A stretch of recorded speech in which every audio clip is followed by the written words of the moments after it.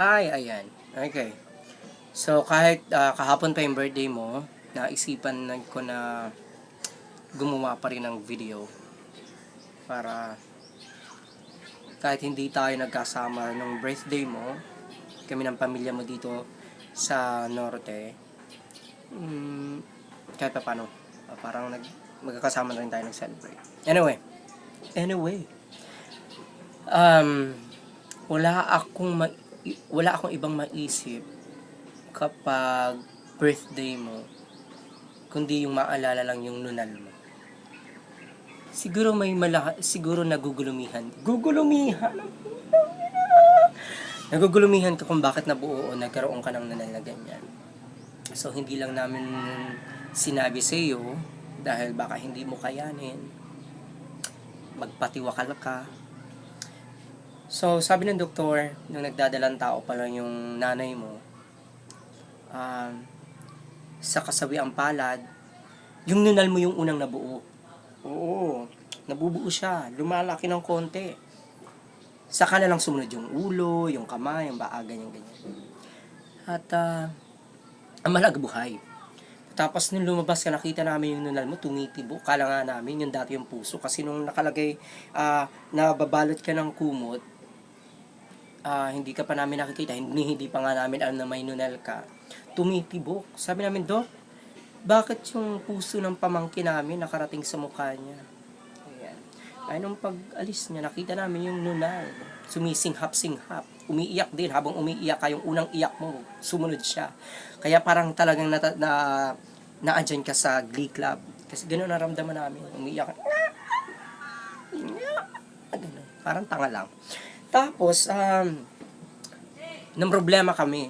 Kasi sabi namin, darating ang panahon, mas lalaki yung nunal mo kaysa sa mukha mo. Kahit medyo may katabaan na yung mukha mo.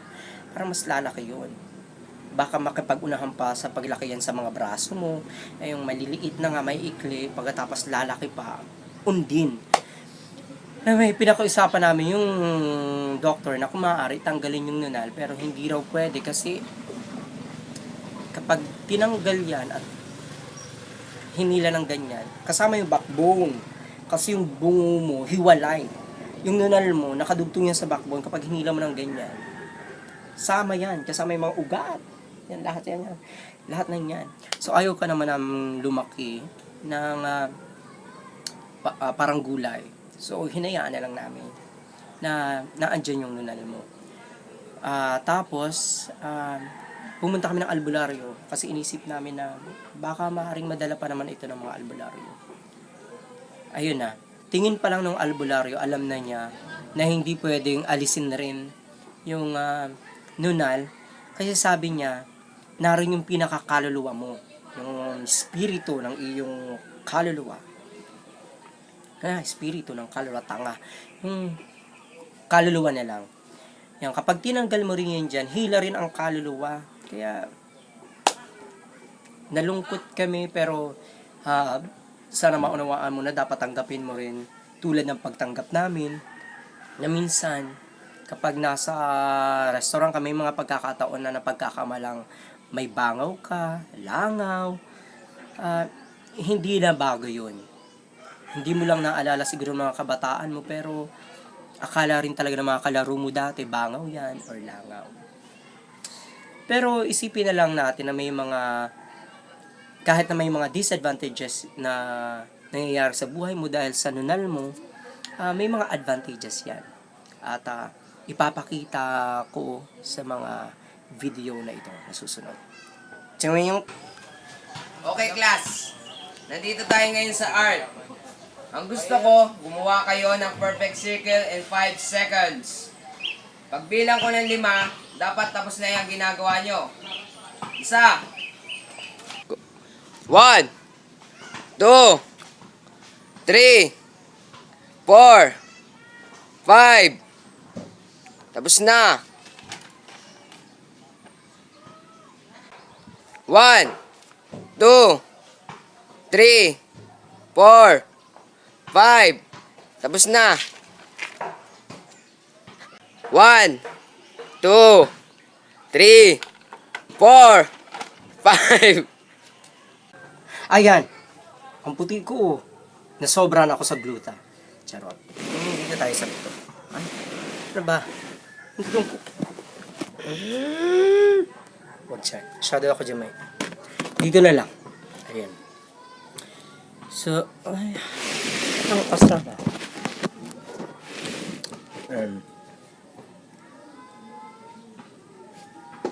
Ayan, medyo okay na.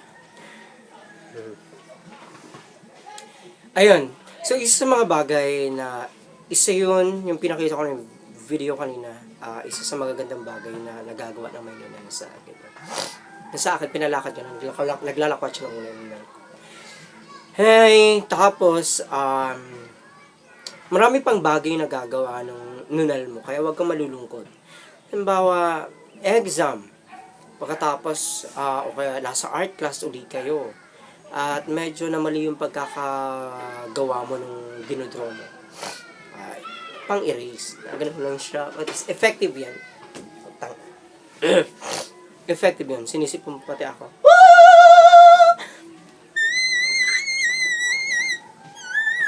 Kaya mo yun. Ay, hindi ko na alam ang sasabihin ko dito sa video na itong higher na ito.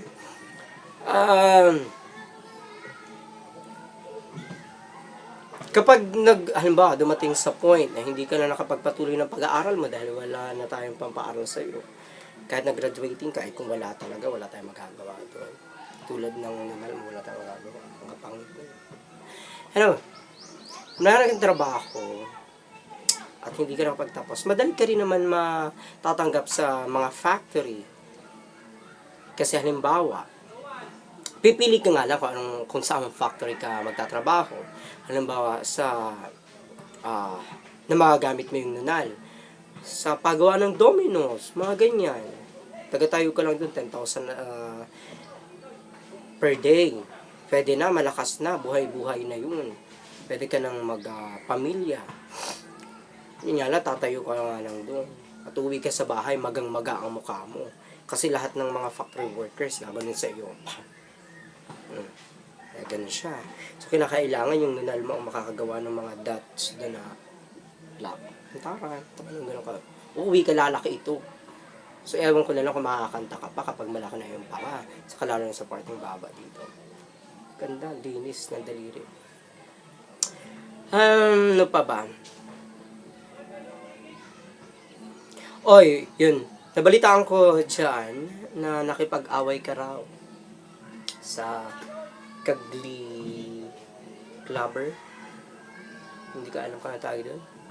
Isang GC member na at nagsigawan daw kayo.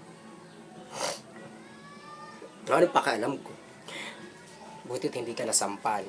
Okay na yun. 20, anong petsa ngayon? Sandali lang. Mike! Oy, anong petsa ngayon? Aki, 21. Sigurado ka? 22. 22. Yun. 20 na pala ngayon. So, dapat hindi ko ito ginagawa. Kasi nga, pati pag-alala ng birthday mo, hindi ko maalala ko ng petsa. Napilitan lang ako at ginagawa ito sa akin ni May. Ano pa ba? Wala na akong maisip. Yun lang. Happy birthday. Hindi pa ako tapos. Ayan. Sa palagay mo, tapos na, hindi pa. Ngayon, ang gagawin natin, pupunta ako sa labas ng bahay, maglilibot-libot ako, itatanong natin sa mga tao kung ano ang masasabi nila sa nunal mo. Nakadiri. Bakit? Gapatak. Ano? Parang feeling mayaman. Gustong magpapurma lagi, parang ganun nga.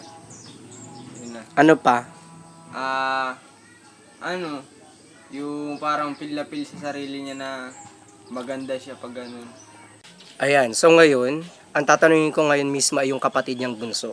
Kung ano ang masasabi niya sa ate niya, dun sa nunal ng ate niya. Oh.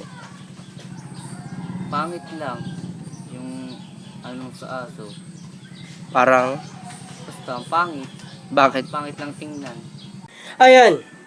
So, nalaman mo na ang nararamdaman nila. Kapag nakikita ka nila at nakakasalubong araw-araw, kilala mo sa hindi, iba-iba ang sagot nila at iba-iba ang nararamdaman. So, sana, kapag naglalakad ka lang ako ganun. Okay, may panyo ka, dito ka na lang nakaganyan.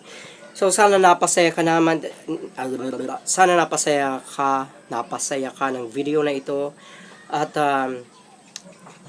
nagkaroon ka ng realisasyon sa buhay na talagang malas ka dahil nagkaroon ka ng nunal dyan.